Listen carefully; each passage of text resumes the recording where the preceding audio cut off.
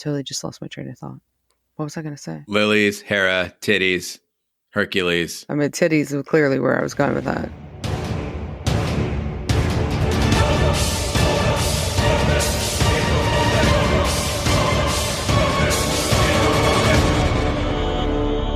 Welcome back to Shat on TV, American Gods, the unofficial podcast companion piece to the Starz series, American Gods. I am one of your hosts, Gene Lyons, and alongside me, surprise, is my co-host, Ash Schlafly. Hi, y'all. And this is our deep dive edition where we look back and offer our thoughts and research, plus the top listener voicemail and email for the week. If you haven't already, please subscribe to our sister podcast, Shat the Movies, and our Twitch stream at shatontv.com/Twitch. This edition is covering episode 3 of season 3 of American Gods, Ashes and Demons. Perfect title to welcome Ash Schlafly to the podcast. Ash, you've joined me on a few of the Instacasts on Twitch and have been raving about the season's improvements. What did you think of this episode? I thought it was really fantastic. I think it was definitely the strongest episode so far of season 3, and definitely the strongest episode I think we've seen since some of the best ones of season 1. I thought that it was really nice to finally have one of the classic American Gods openings that wasn't just kind of at random, but that really connected to the entire plot of the episode and moved it forward. I thought the pacing in this episode was really smart. This script was so fucking clever. Like, I laughed out loud a lot and I was really intrigued by a lot of it. And I think that with this, we're seeing that it's not just a fluke, that the first 2 episodes and the improvements there weren't a fluke. I think that we're really building our world again, and they're building in a way that isn't giving us kind of the whiplash that we got in past seasons. You know, there's a term that kind of got coined in the communities of American Gods on Twitter that I can't take credit for, but, you know, talking about hate watching, right? That we were hate watching season 2. And those of us that did that, I think this is a great payoff for those of us that kind of stuck around and said, you know, this source material is amazing. We believe in the source material. And finally, they're coming back to it. And I think we're in for a really good ride for the rest of the season. Before Shat decided to come back for season 3, I mean, there was some debate over whether we should do it. And even listeners were like, why are you doing it? And my response was, I expected it to be a dumpster fire. And like you said, I planned to kind of hate watch it. And instead, I was surprised by what they delivered. I agree that we're getting a clear formula here that plays on the formula from prior seasons, but is much more disciplined, as you suggested. We get a look back in history at an origin story in America. Then we get the machinations among the existing characters.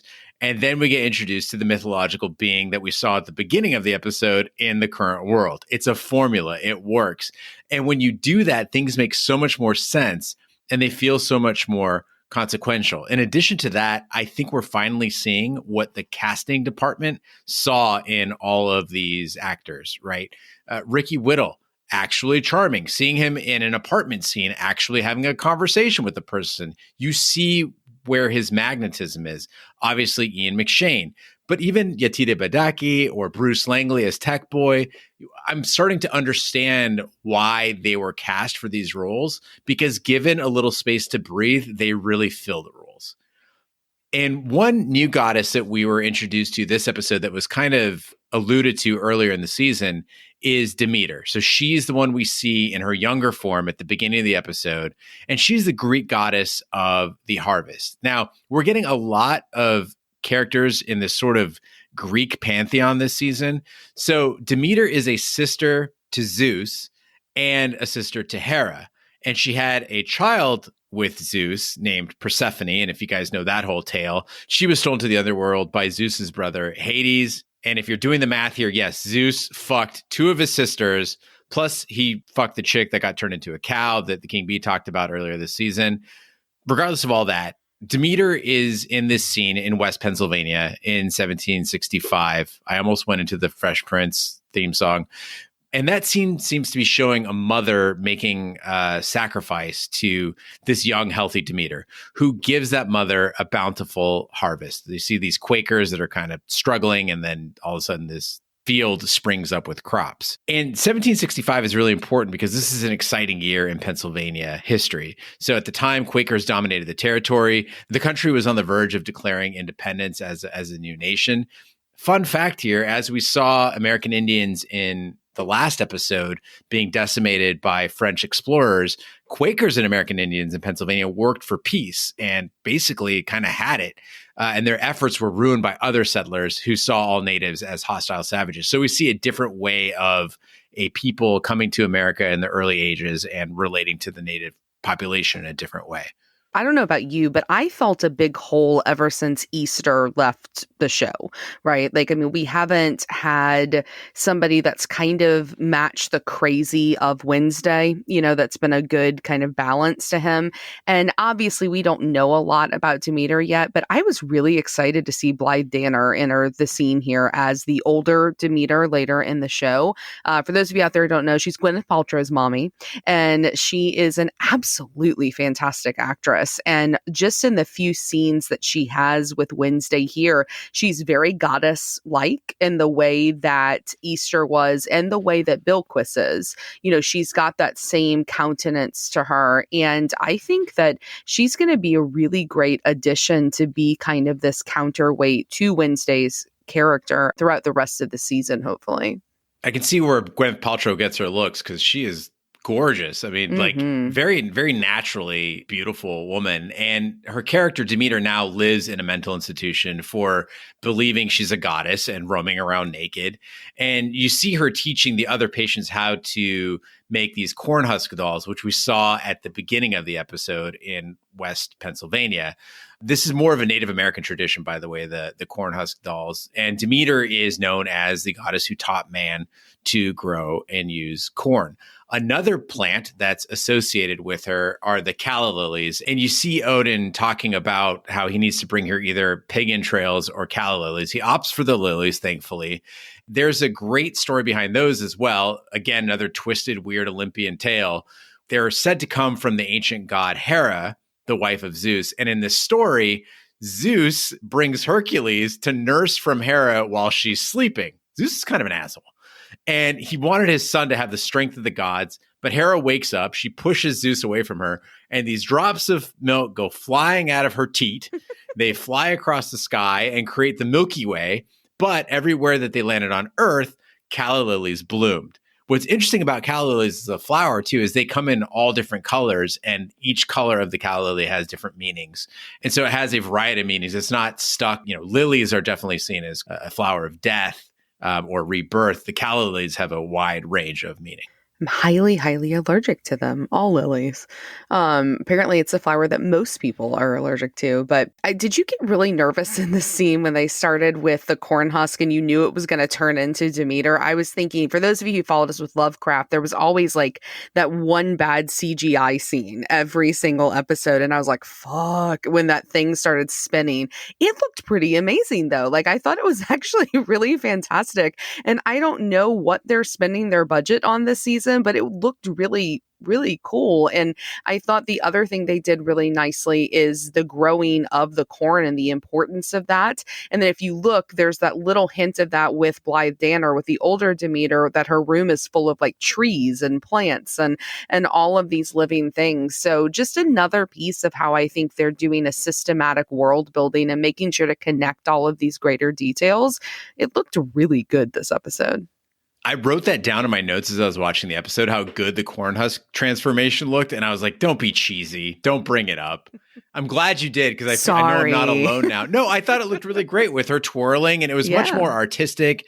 Moving on from Demeter, I want to get back to the mystery that we exposed in episode 2, this search for Allison. So remember, Allison is the girl that Shadow first met when getting off the bus in Lakeside. She was also working at the store. She kind of had a little crush on Shadow. He was the prime suspect when she went missing.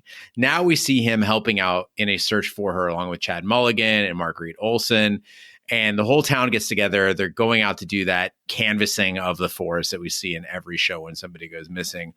And who shows up but Hinzelman? The way I read this scene is Hinzelman shows up late as Chad Mulligan is trying to give everybody the details of how to do the search, the instructions. And she, to me, is clearly attempting to interfere in the investigation. She doesn't want people taking the pictures on their own camera phones. No, use these disposable cameras that I will then go get processed because internet's spotty out here. And interrupting Chad, kind of throwing him off his game. And then later, when you see them in the search, she's drawing attention to false leads like the kid's mitten. I think she has something to do with it.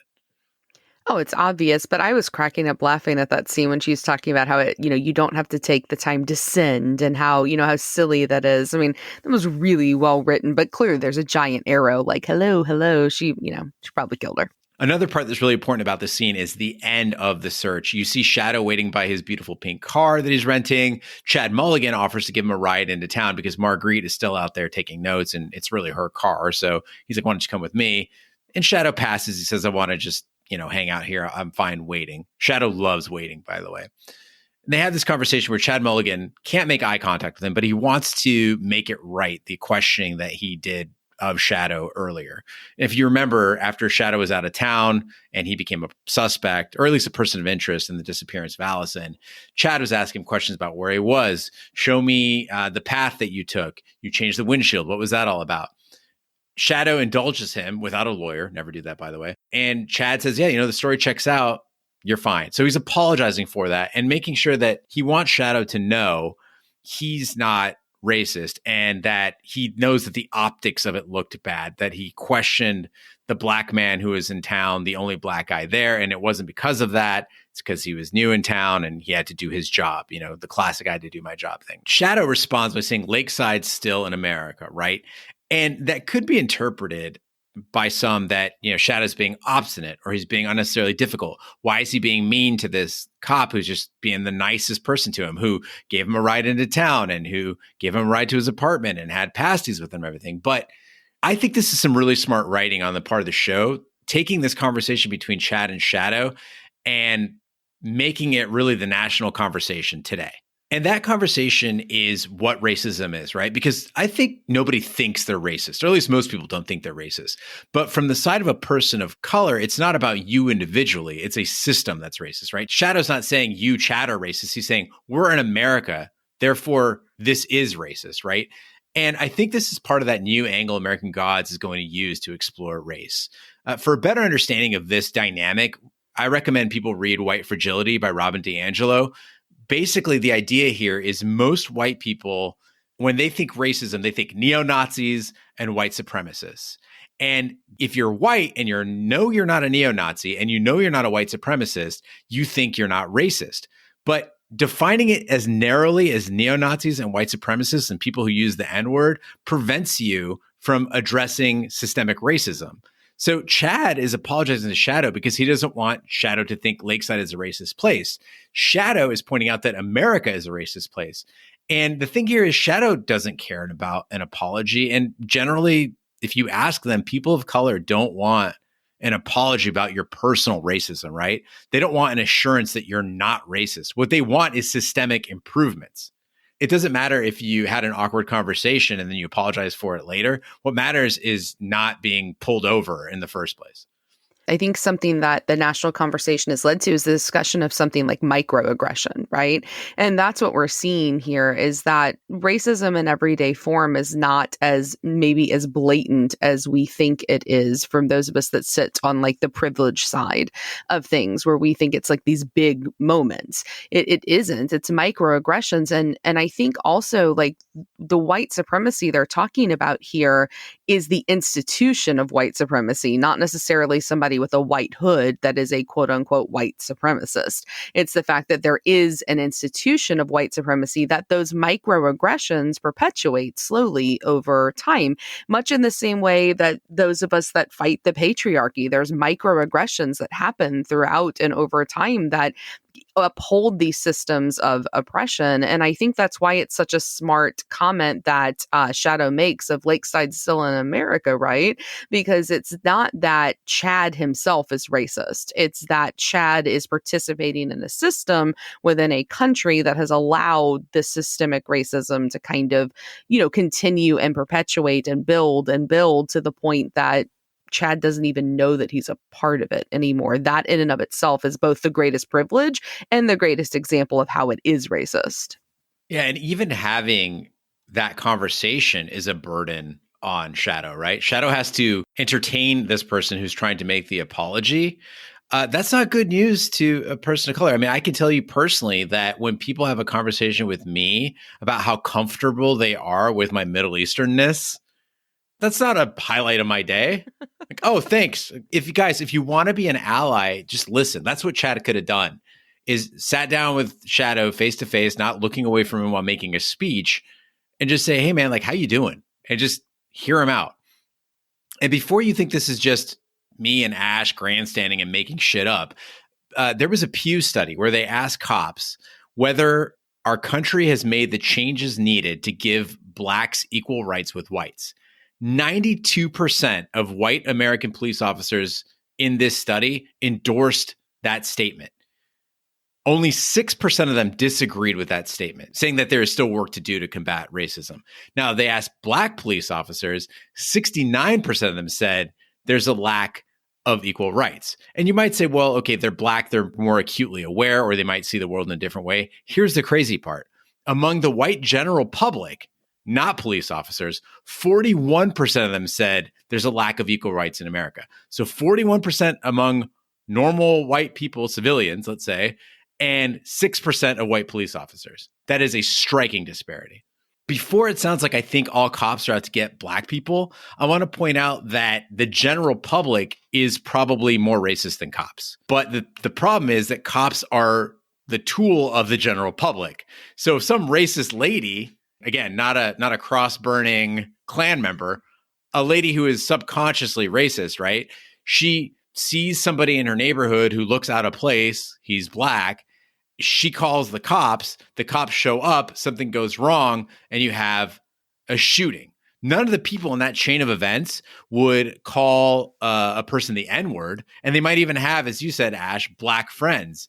It's not the individual that's necessarily overtly racist, it's systemic. Right. And I think that, to bring it back to the show, that this is something that the show has pretty famously avoided up until this point. There were tons of critiques in 2017 after season 1 about how the show was approaching race. I mean, take the most egregious example, I think, probably as we look at how Orlando Jones was removed from the show. If we can believe his reasons that he's come out about how Mr. Nancy was a bit too loud in his criticism and his critique of our current society and the white society and the role that people of color are forced to play in our society, that's why they got rid of his character.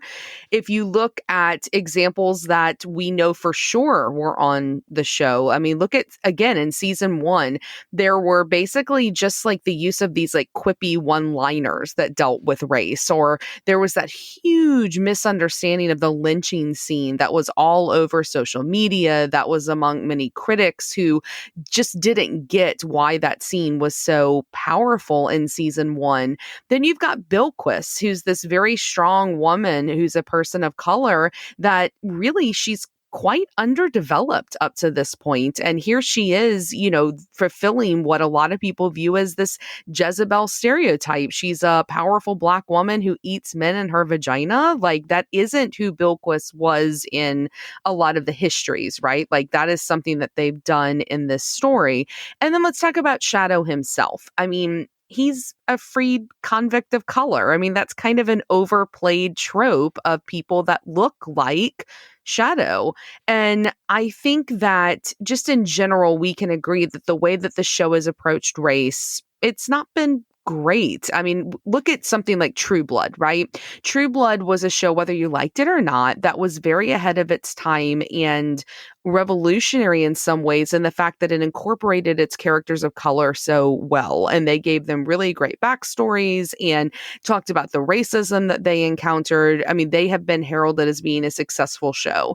And then more recently, we've had Lovecraft Country. That was the entire show was dedicated to exploring the Black experience in sci-fi and horror and fantasy. And I think that those types of shows, and there's others out there, But those types of shows have really paved the way, I think, for it to be okay for American Gods to now begin to take the helm and explore what it would look like for Shadow to occupy a white world. And I think the really interesting thing about this, for those of you that may be rolling your eyes out there, and we're going to get our, we're back in Wokistan again, right? Citizen 1 and Citizen 2 here. But think about this. Shadow should be privileged because he's the son of a god, right? And he has connections to gods. But whether he has connections to gods or not, whether his daddy is Odin or not, he's still a person of color that's at the mercy of a systemically racist system that others him from literally the very start. They assume that he's the one that's kidnapped this girl.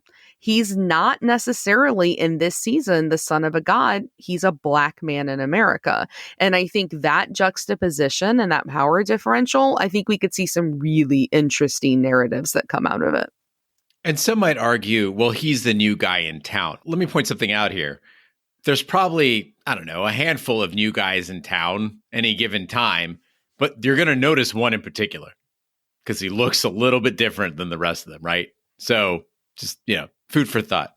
He is pretty sexy this season. Like, he's got that nice, like, small town hair, he's this good looking dude that instead of people like are looking at that, they're like, oh, well, he must be a criminal that killed a girl. Like, y'all, there's a reason for that.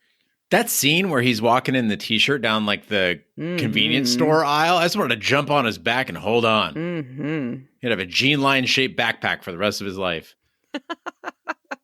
But back to Missing Allison, which is what I wrote in the notes is this bucket. Missing Allison. Let's talk about Shadow's muscles. The newspaper headline, of course, people notice changed. So Shadow is walking through the lobby of his apartment, which, by the way, this is a gorgeous apartment building. I want to live in this building. I mean, maybe the heat isn't that great, but like Marguerite's apartment, I was like, look at all the books and the bookcases. So big. How is it that big? I mean, it's lakeside. Rent's like so cheap. Right. That's what I was going to say. Like, I forget small town America, right? Like, man, we made the mistake in living in cities. There you go. Shadow's walking through the lobby and he sees the newspaper with the missing girl, Allison, on the cover. And he tries to use the trick that he used when he was doing the clunker board, right? And he places his hand on it and he focuses and nothing. I took that as Shadow starting to believe in his powers after that clunker board incident, after having his dreams. And so he was trying to assist in the search for Allison by concentrating while touching the newspaper with her photo on it. He gives up, he leaves. As he goes out the door and closes it, we see the headline change very Harry Potter style. It says that basically a bloody scarf was found in the woods. Either we're seeing here that Shadow has some sort of power of divination where he can interface with written things to predict or uncover truths, or is he able to actually control the world, right? So did his viewing of the clunker board actually influence when the clunker would go through the lake? And likewise, did his touching of the newspaper actually influence events in the real world where a bloody scarf was discovered?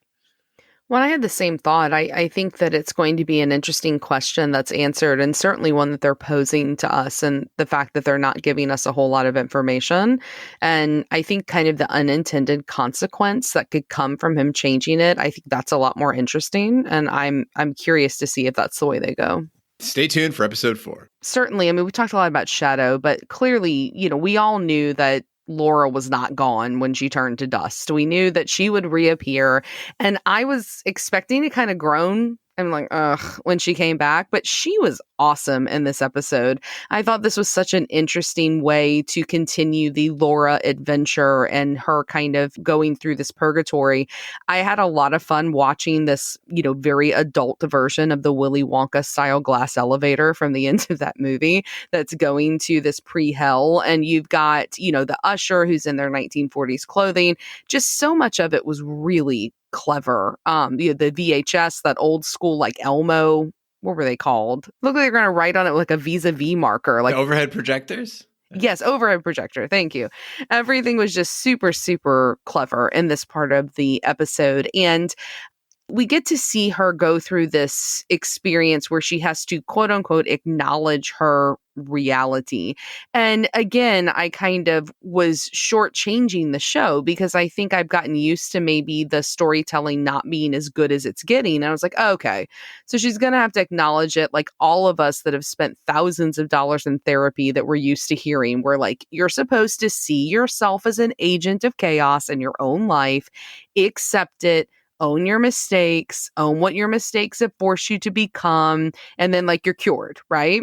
And I thought that's where we were going with this. But it was a little bit of a flip of what I think we maybe could expect, which is that Laura doesn't have to own her reality of being the cause of her misery, but her seeing that she had no agency in turning out the way that she did. She had no control over how she was going to eventually become because of her parents. And I thought it was a really nice moment of realization for her when she actually watches the playback and realizes what occurred.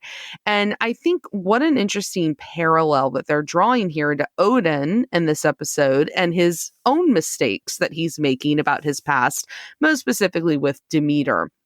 Unlike Laura, Odin doesn't see any fault in his actions, right? Like he needs the therapy. So when he's put to task by Demeter, he's found wanting over and over again because he denies how much of a villain he is to those around him and how much of a villain he is in his own life and his own experiences. And so Laura gets asked, why is she so angry if she's at fault? And when she admits she's not at fault, that anger falls away and she's able to move forward. We don't know to what yet, but move forward to something else. Odin, he's also asked a question. He's asked, why are you here and what are your motives? And instead of owning that truth, he continues to lie and therefore continues to falter. And I don't think that that juxtaposition and the parallels of those two characters and the questioning and the finding and the identifying of the roles they play in their own mistakes, that clearly is not a mistake. And then the other parallel where one is alive and one is in the afterlife, I also think is really intentional. And I thought that that was a really smart aspect of this episode. And the parallels extended to Laura and Shadow as well. We see Laura's father. If I didn't know better, I would say, well, that's another version of Mr. Wednesday, right? He's banging lots of chicks. He's a liar. He's manipulating her as a child. And suddenly it makes sense why Laura and Shadow would be together. We've never really had that explained to us other than she was taking advantage of him and he seemed like a bad boy, but that's not really much to sell us on two characters. They've got trickster fathers. They both have blurred recollections of their respective pasts. That was one smart move. Another smart move was putting Laura in the type of purgatory that was going to be the most challenging for her. That pamphlet, if you know anything about Laura Moon as a character, most frustrating set of instructions she could possibly get. This is what it says. Acknowledge your reality. Part of your process is balancing and understanding the state of equilibrium consisting of your past, personal life, professional life, and family life. Take the time to control your thoughts and next steps to bring order back to your soul. I mean, you understand why she looked at it, crumpled it up, threw it to the ground, because there's no way she's going to accept that. This whole series, her method of dealing with anything is to power through it, reject it, insult it, and move on. And this is a situation where she couldn't do that. She had to employ a completely different tactic that was foreign to her. A lot of people have been following the show since season 1 have noticed that season 3 seems much more tied to the novel, the Neil Gaiman novel, American Gods, than previous seasons. And one great example of that is when Shadow is shown the histories off of Marguerite Olson's bookcase. So the histories plays a role in the novel. Shadow is actually given the histories by Loki Lysmith, who is his cellmate. It's also Loki, you know, and he reads it in prison, essentially. Here we see it introduced a little bit later in Marguerite's apartment. But what it is the founding work of history in Western literature. So this is a book that was written before 400 BC. And the histories is basically a record of the ancient world. It's really responsible for the entire study of history in the Western world. How does it relate to Neil Gaiman in the book? Well, in a 2001 interview, Neil Gaiman acknowledged that Herodotus's histories influenced his writing of American Gods. So the ethnographies of the novel, the battle scenes, the overall worldview that we're getting here, the genesis of all that is this book that Shadow's holding in his hand. we get these little tidbits here and there to tell us like, hey guys, this other plot is still going on. Like we haven't abandoned it. We're still moving it in a way.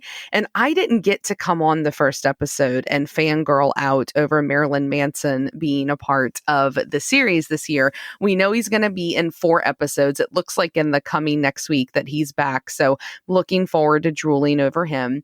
But we find out maybe how he's coming back in, that just on the news, they let us know that 4 members of Blood Death, his Viking metal band, that they've been murdered in a hotel, which I think we can just assume automatically with the way they've set up the plot that this is a strike by the new gods in some way, right? Because Odin's like, well, we'll deal with that in another day.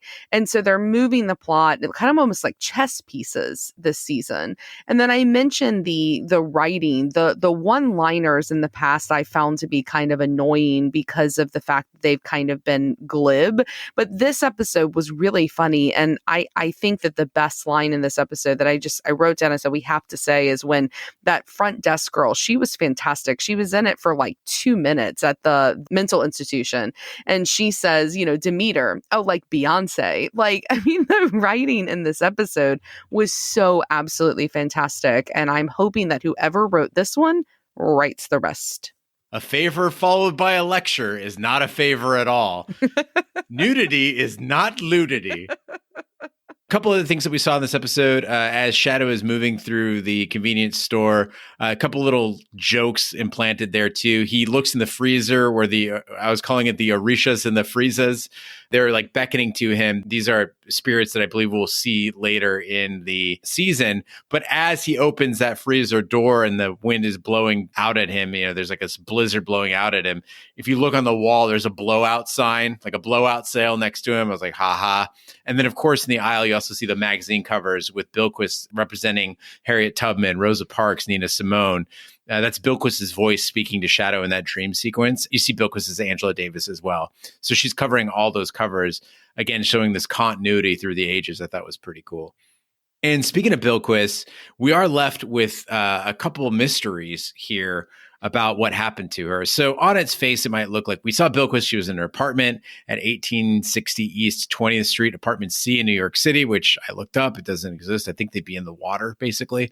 We see her in her apartment.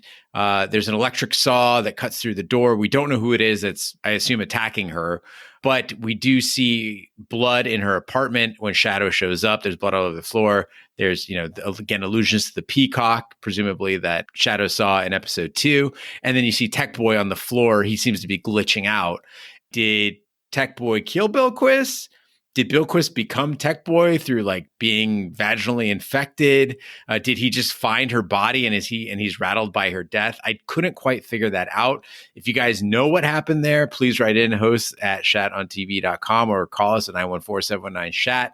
Kind of left puzzled with that mystery. And speaking of calling in and writing in, we do have a voicemail and an email this week that we'd like to close out with.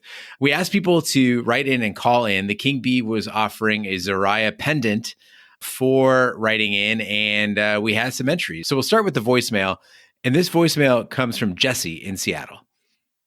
Hi, this is Jesse from Seattle. This is about the most recent episode 2 review of American Gods. I'm a little late to the party, so you guys probably have heard this already, but the car on the ice and having a raffle to see when it falls through, it's actually a real thing. In North Dakota, on Devil's Lake, in the not terribly creatively named town of Devil's Lake, North Dakota, they have this, I'm not sure if they do it every year, but I know that they've done it in the past. They take a car, they park it out on the ice, and they have a raffle on when people think in the spring thaw that it's going to fall through. I believe before they put it out there, they put chains and stuff on it so that it's easy to pull out. They also drain it of all the fluids and all that kind of stuff, so they're not getting a whole bunch of toxic crap in the lake more than, normally. So, but anyway, I'm pretty sure that's probably where the show got the idea from that, because it is actually a real thing. The other thing is you said call in if anybody knew anything about fly fishing, and I do. I was taught to do it when I was a kid. The idea is to take a fly, and that fly is supposed to mimic whatever insects are breeding at the time that you go fishing. And they have ones that float on the water and ones that sink underneath and that kind of stuff. And the object is to fool the fish. You cast the fly out there and it looks right. And then you kind of twitch around your pole so that it looks like a fly moving or whatever insect you're trying to pretend it is moving around in the water. And the fish thinks it's a real one and it bites on your hook. Anyway, so my 2 cents worth off of your most recent review. Thanks, guys. Really appreciate it. Love you guys' podcast. Listen to you on Westworld and all kinds of stuff. So thanks. Bye. Well, thanks, Jesse, for writing in and educating us on fly fishing and also on clunkers. Yeah, I didn't see any chains on this one, so I'm assuming that Lakeside is not that responsible. But one of our listeners, Zyrian, contacted me and said that he believes in the book, and I've read the book, but I don't recall exactly, that they do drain all the fluids out, which seems like a really specific detail in the novel, and I should remember that. But let's hope so, because, Lakeside, we want to keep it nice and pristine. So thanks for calling in, Jesse. We also have an email in from Becky G. Well, and Becky wrote to us in this really nice prose. So I'm going to try to do you justice here, Becky. And she writes, Zoria of the morning, Zoria of the night, Zoria the third, guardian of the moon, a peacock angel visiting the moon. The angel's wings replaced by a plume. A cheese truck to the gods rolls slowly through heaven on earth, cruising on a road of clouds, while Nancy and Wednesday give chase like children. Under the night sky, the moon lighting the way. The moon, guardian of the moon. The peacock angel making its presence known in the paleness of the moon. The manna of the gods, conveniently packaged and offered, following the path of the moon. The moon, shadow moon. And that's from Becky. And she says, as always, I love all the Shat content. Keep rocking it. No, we gotta give snaps. Give snaps for poetry. Thank you, Becky, for writing that one in as well. And again, if you guys want to write in, you can call us at 914-719-SHAT or write hosts at shatontv.com. We'd love to hear from you.